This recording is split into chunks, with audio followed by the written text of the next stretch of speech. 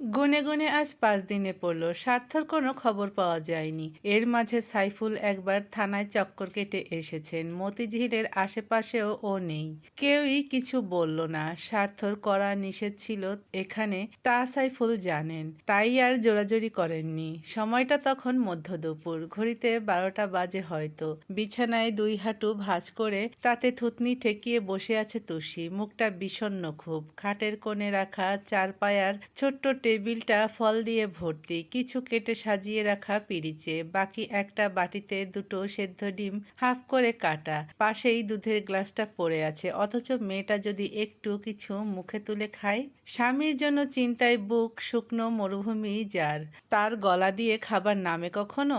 আজ ৫ দিনের বেশি ও মানুষটাকে দেখেনি, তার গলার স্বর শোনেনি, বুকে মাথা রাখেনি, কেউ ধমকে ডাকেনি, এই চোর। তুষির কাছে এখন নিঃশ্বাস নেওয়াই দুঃসাধ্য ভীষণ। তার উদাস চিত্তে বসে থাকার মাঝে হঠাৎ মাথায় হাতের ছোঁয়া পড়ল, চমকে উঠল ও, উচ্ছ্বাস নিয়ে বলতে গেল, আপনি এসেছে।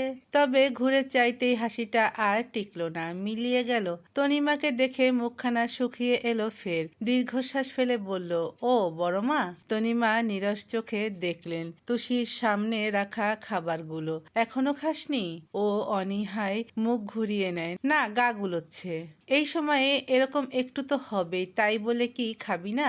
উনি কখন আসবেন বড়মা? তুষির ছলছলে চোখ আর ভেজা গলার প্রশ্নে তনিমা ভারী আপ্লুত হয়ে পড়লেন। এই দুনিয়ায় তার ছেলেটাকে তার মতো করে আরেকজন ভালোবাসছে, তাহলে? হেসে বললেন, আসবে, চলে আসবে। তুষি এই কথায় শান্ত হতে পারে না, ঠোঁট ভেঙে যাচ্ছিল কান্নায়, জোরসে চেপে রাখলো। তনিমা ব্যস্ত হয়ে বললেন, তুষি, এমন করলে হবে না মা। তুই পুলিশ অফিসারের স্ত্রী, এদের শক্ত পাথর হতে হয়। স্বামীকে সবসময় দেশের জন্য উৎসর্গ করার মানসিকতা থাকতে হয়। উৎসর্গ শব্দ শুনেই তুষির বুক কেঁপে উঠল। ফ্যাস ফ্যাস করে তনিমার হাত চেপে বলল, না, আমি আমি পারবো না। বোকা মেয়ে, এটুকুতে কেমন করছে দেখো। আর তোর বাবা, সে তো আর্মি ক্যাম্প থেকে বছরে ২ বার আসতো, আমার কি হতো তখন? তুষির আর ভালো লাগছে না, এই দুনিয়া বিষাদ বিপন্ন। ফের হাঁটুতে নামিয়ে নিল কপাল। তনিমা হতাশ হলেন, জিজ্ঞেস করলেন, অন্য কিছু খাবি? না। একটু স্যুপ খা। হুম, এরকম করছিস, তোর বাবা জানলে রাগ করবে না? এখন কি আর শুধু নিজের কথা ভাবলে হবে? আরেকজনের কথা ভাববি না? সে তো না খেয়ে আছে। এই কথায় তুষির মন গলল, চোখ মুছল আলগোছে, মৃদু হেসে খাবার ফের সামনে দিলেন তনিমা। তুষি ডিমের কাটা হাফ পিসটা তুলে মুখে দিল। জীবনের মাঝেই ডোরবেল বাজলো হঠাৎ। বাড়িতে ২ মা, ২ বৃদ্ধা ছাড়া আর কেউ নেই। মিন্টো স্কুলে, চাচা বাবা কাজে বেরিয়েছে, অয়ন সেই সুদূর থাইল্যান্ডে। এখন তো কারোর ফেরার সময় নয়। এর মানে? তুষির মেরুদণ্ড সোজা হয়ে গেল, এক লাফে দাঁড়িয়ে বলল, উনি এসেছেন। বলতে বলতেই অস্থির পায়ে ছুটল ঘরের বাইরে। তনিমা হাই হাই করে চেঁচালেন, তুষি, সামলে, এই সময় এত জোরে দৌড়াতে নেই। তুষি রে, আস্তে। তুষি কোনো কথা শুনল না, একদম হাওয়া বাতাসের মতো সব ডিঙিয়ে সিঁড়ি থেকে ছুটে নেমে এলো। আসমা দরজা খুলতে গিয়ে ভড়কে গেল পেছনে পায়ের শব্দ শুনে। তুষি যেভাবে ছুটে আসছে, হকচকিয়ে চেয়ে রইল মেয়েটা। তুষি এক নিঃশ্বাসে দরজার ছিটকিনি টেনে নামালো, বুকের ভেতর সহ ধক করে কেঁপে উঠল অমনি। স্বার্থ? হ্যাঁ, ওর মনের মধ্যিখানে রাখা সেই পুরুষ এসেছে আজ। ইস্ত্রি করা ইউনিফর্মটা আজ অগোছালো, গায়ে হলদে, মুখ ক্লান্ত খুব। সব সময় পরিপাটি করে আঁচড়ে রাখা চুলগুলো মেসি হয়ে কপালে পড়ে আছে, ঠোঁটের এক পাশ অল্প কাটা। অথচ তুষিকে দেখতেই নিয়নের মতো হাসলো সে। সেই হাসির মাঝেই কপালে ভাঁজ বসে গেল। এক পা ভেতরে এসে বলল, এমন লাগছে কেন তোমাকে? তুষির নিঃশ্বাস গলায় এসে ঝুলছে, বিশ্বাস হচ্ছে না স্বার্থ কিনা। আবার সেদিনের মতো স্বপ্ন নয় তো? ওই স্বপ্ন ভেবেই ও আটকে উঠল আরেকবার, ধরফরিয়ে স্বার্থর গায়ে বুকে হাত বুলিয়ে বলল, আপনিই তো। তোমার চেহারা। স্বার্থের কথা শেষ হয়নি, পূর্বেই শরীর ভেঙে তুষি ঢক করে বমি করে দিল। বুক থেকে পেট অব্দি এক শেষ হয়ে গেল স্বার্থর। কিছু হতভম্ব হয়ে পড়ল ছেলেটা। ভালো করে তাকানোর আগেই গায়ে ঢলে পড়ল তুষি। চোখ বুঝতে বুঝতেও বিড়বিড় করলো, আপনিই এসেছেন তো? পাটায়ায় সময় বাংলাদেশ থেকে 1 ঘন্টা এগিয়ে। এখানে দুপুর 1:10 এখন। অথচ ইউসা দেদারসে ঘুমাচ্ছে। কাল জার্নির এত ধকল পড়েছে মেয়েটার, নাকি হোটেল রুমের বিলাসবহুল টপারের নিচে তলিয়ে ফেলেছে নিজেকে। অয়ন গোসল সেরে বেরিয়ে এলো, নিজের মতো তৈরি হলো, বুকিং দিল লাঞ্চের, রুমেই কফি বানালো নিজের জন্য, ফোনটা হাতে নিয়ে ঢুকলো ওদের মেডিকেলের ফ্রেন্ডসদের হোয়াটসঅ্যাপ গ্রুপে।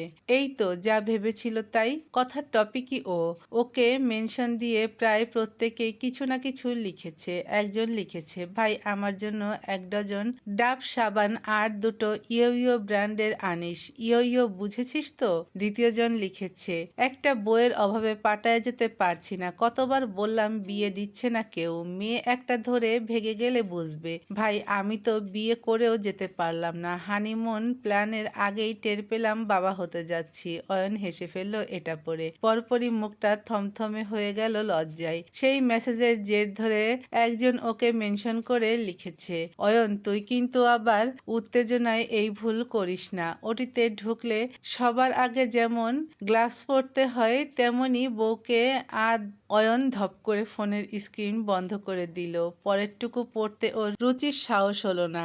এত অসভ্য আর খোলামেলা এগুলো।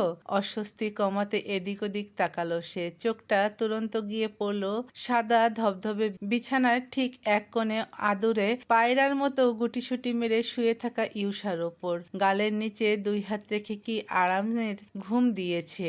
এক ফোঁটা নড়ছেও না। অর্ধেক বেলা ঘুমিয়ে কাটালে ঘুরবে কখনে? অয়ন গলা ঝেড়ে সব বিব্রত বোধ কাটিয়ে উঠতে চাইল। কণ্ঠ চড়িয়ে ডাকলো, ইউসা ইউসা কটা বাজে, ওঠ। মেয়েটা সাড়া দিল না। বসা থেকে উঠে এলো অয়ন।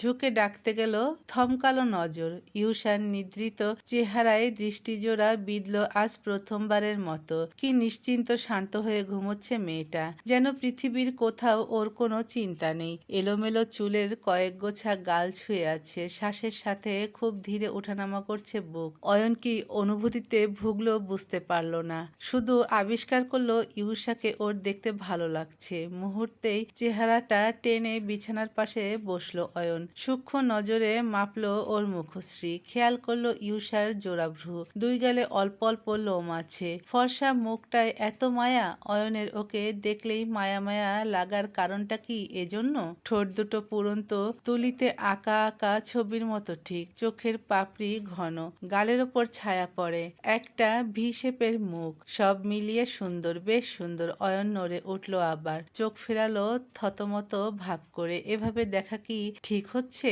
কোত্থেকে কে যেন বলল। কেন হচ্ছে না? ও তো তোমার বিয়ে করা বউ, বউকে এভাবে না আরো অনেকভাবে দেখা যায়। বুকে যেন বল পেল অয়ন, আবার তাকালো ঘুরে, মাথার ভার হাতে ছেড়ে বিছানায় ঠেস দিল। মনে পড়ল ছোটবেলা থেকে ইউসাকে নিয়ে ওর কাটানো সব মুহূর্তদের। অয়ন প্রথম যেদিন মেডিকেলে চান্স পায়, খুশিতে আত্মহারা হয়ে ইউসাকে কোমর ধরে উঁচুতে তুলে ফেলে, ঘোড়ায় চারদিক। আর তারপর যেদিন ইউসার এইচএসসিতে A+ আসে, মেয়েটাকে বুকে নিয়ে চুমু দেয় মাথায়, সেদিনও কিছু ফিল করেনি, কিচ্ছু না। অথচ আজ এসব ভেবে অয়নের দুনিয়াদারি কেমন অস্থির হয়ে উঠল। কিসের জন্যে? বিয়ের পর থেকে ইউসাকে অন্যরকম চোখে ভাবতে চাইছে বলে? দুজনের মাঝে বারবার স্বামী স্ত্রী শব্দটা আসছে বলে? এজন্যই বুঝি বলা হয় কবুলের অনেক জোর, অনেক শক্তি। এই শব্দের মতো অনন্য কিছু নেই। এ কিভাবে কখন কাকে কার ওপর মায়ায় বেঁধে ফেলবে সেটা স্বয়ং সেই মানুষটাই জানে না। অয়নেরও কি তাই হচ্ছে? না হলে এত অস্থিরতা কেন? কেন ইচ্ছে করছে এই সময়টাকে থামিয়ে রাখার জন্যে? যেন সময় ফুরালেও ইউসার ঘুম আর শেষ না হয়। বাইরে হয়তো শহর জেগে উঠেছে, গাড়ির শব্দ বাড়ছে, মানুষ ব্যস্ত হচ্ছে, অথচ তাদের ছোট্ট ঘরে এই নরম নিস্তব্ধতা আজীবন থাকুক। ও খুব আস্তে হাত বাড়িয়ে ইউসার কপালের উপর পড়ে থাকা চুল সরিয়ে দিল। সুরসুরিয়ে লাগলো ইউসার, চসূচক শব্দ করে বিড়বিড় করলো, মিন্তো, এক চড় মারবো, ভাগ এখান থেকে। অয়ন মজা পেয়ে গেল। চুলের গোছা ভাঁজ করে ওর কানের মধ্যে নাড়াতেই মেয়েটা ভয়াবহ রেগে বলল, যেতে বলেছি, ধরলে কিন্তু খবর আছে। আচ্ছা, কি খবর? চটক কাটার ন্যায় চোখ মেলে চাইল ইউষা। অয়ন ভ্রু নাচিয়ে বলল, কি খবর আর কোথায় ধরবি? ইউষা তড়াক করে উঠে বসে চারপাশ দেখলো এক পল, জিভ কেটে বলল, আমি ভুলেই গেছিলাম আমি বাড়িতে নেই। আসলে মিন্টোটা প্রায় সকালে এসে জ্বালাতন করত। তুমি কিছু মনে করো না? অয়ন গম্ভীর মুখে বলল, কেন করব না? স্বামীর স্পর্শ চিনিস না? কেমন বউ তুই? ইউষা চিবুক নিয়ে বিড়বিড় করলো, স্পর্শ না পেলে চিনব কি করে? অয়ন ভেবেছিল ইউষা খুব দুঃখ পাবে, সরি বলবে, অথচ উত্তরটা শুনে নিজেই থতমত খেলো। পিঠটা সোজা করে চেয়ে রইল আশ্চর্য চোখে। জিভে ঠোঁট ভিজিয়ে চিত্ত চাঞ্চিল্যে রাশ টেনে বলল, তাড়াতাড়ি ফ্রেশ হ, ব্রেকফাস্ট লাঞ্চ সব এখন একসাথে সারতে হবে, সময় নেই। তুষি জ্ঞান হারিয়েছে। স্বার্থ কোনো রকম চোখের পলকে ফ্রেশ হয়ে এলো। এত দ্রুত তার গতি, যেন উড়ে উড়ে আসা। ততক্ষণে তুষির কাপড় পাল্টে দিয়েছেন রেহনুমা। স্বার্থ ইউনিফর্ম বিনে ছুঁড়ে ফেলেই এসে রেহনুমাকে বলল, ওঠো তো। ভদ্রমহিলা মেয়ের মাথার কাছ থেকে উঠে দাঁড়াতেই স্বার্থ বসলো সেখানে। স্ত্রীর নরম চুলে হাত বুলিয়ে ডাকলো, তুষি, এই শুনছো? এই চোর, আমি এসেছি তো, ওঠো। রেহনুমা ভারী চিন্তিত হয়ে বললেন, মেয়েটা এরকম জ্ঞান কেন হারালো? নাজমা আপা তো বলেছিল চিন্তার কিছু নেই। ঘাড় ঘুরিয়ে চাইল স্বার্থ, কপাল গুছিয়ে বলল, নাজমা আন্টি এসেছিলেন? হ্যাঁ, ওই। ও কথা টেনে নেয়, মানে কি? তুষি কখন থেকে অসুস্থ? এই তো আবার কথা টানলো, বাড়িতে এত লোক থাকতে ও অসুস্থ হলো কি করে? আমার বউয়ের এই অবস্থা হয় কি করে ছোট মা? 5টা দিন বাইরে ছিলাম, তাতেই চোখের নিচে কালি, চেহারা ডেবে গেছে। করেছো কি তোমরা? ওর খেয়াল রাখতে পারোনি? তনিমা তেল গরম করে ভেতরেই এসেছেন। কথাটা শুনতে পেয়ে বলেন, ওরে বাবা, এমন করছিস কেন? আমরা তো দেখেই রেখেছিলাম ও তো অসুস্থ। অন্য কার? স্বার্থ বলতে দিল না, ফের কথা কেড়ে বলল, মা, অজুহাত দিও না। তোমরা ওর কি খেয়াল রেখেছো সেটা ওর মুখ দেখে বোঝা যাচ্ছে। আমি সুস্থ বউ রেখে গিয়েছিলাম, অসুস্থ বানিয়েছো। রেহনুমা হাঁ করে বললেন, আমরা অসুস্থ বানিয়েছি? তারপর জায়ের সাথে একবার মুখ দেখাদেখি করে বললেন, আমরা আবার কি করলাম? স্বার্থ চটে বলল, আবার জিজ্ঞেস করছো? তোমরা না করলে কারা করেছে? কার জন্য অসুস্থ হয়েছে ও?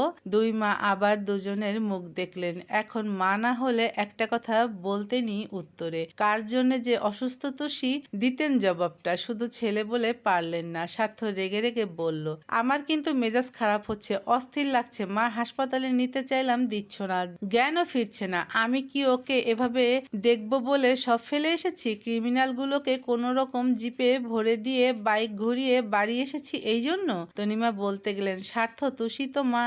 মা, কথা বলো না, আগে আমার বউয়ের জ্ঞান ফেরাও। কি এনেছো? লাগাও এটা। তনিমা শ্বাস ফেলে তুষির কোমরের কাছে বসলেন। গরম তেল হাতের তালুতে ঘষতে শুরু করার মাঝে রেহনুমা রয়েছে বললেন, তুই কি একটু কফি খাবি স্বার্থ?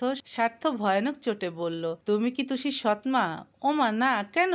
মেয়ে এভাবে পড়ে আছে আর তুমি কফির কথা বলছো? আশ্চর্য। রেহনুমা মিনমিন করে বললেন, সরি বাবা। তনিমা নিচের দিকে চেয়ে ঠোঁট চেপে হাসলেন। স্বার্থর চোখে পড়ল সেটা। এইবার মায়ের ওপর খেপলো সে, চেঁচিয়ে বলল, বাড়ির সবার কি একসাথে মাথা খারাপ হয়ে গেছে? আমার বউ অসুস্থ, তা নিয়ে কারো কোনো চিন্তা নেই। একজন কফি খাওয়াচ্ছে আর একজন হাসছে। তনিমা নিষ্পাপ গলায় বললেন, আমি কই হাসলাম? স্বার্থ ভ্রুকুসকে চোখ মুখ পাথর করে বসে রইল। হাতটা তখনও তুষির চুলে একই রকম বোলাচ্ছে। রেহনুমা জিভে ঠোঁট ভিজিয়ে ডাকলেন, স্বার্থ, শোন না, একটা খুশির খবর আছে। ও খ্যাক করে বলল, শুনবো না আমি, ফর গড সেক। তোমরা হয় নিজেদের কাজ করো, না হলে যাও এখান থেকে। কথার শেষেই ওর ফোন বাজলো। চসূচক শব্দ করলো স্বার্থ। ধরবে না ভাবলেও রেহনুমা দাঁড়িয়ে থাকায় স্ক্রিন দেখে বললেন, শরীফ। অগত্যা উঠে এলো স্বার্থ। টেবিল থেকে তুলে ফোন কানে ধরতেই শরীফ হড়বড়িয়ে বললেন, স্যার, ঝামেলা হয়ে গেছে, একটু তাড়াতাড়ি আসলে ভালো হয় প্লিজ স্যার।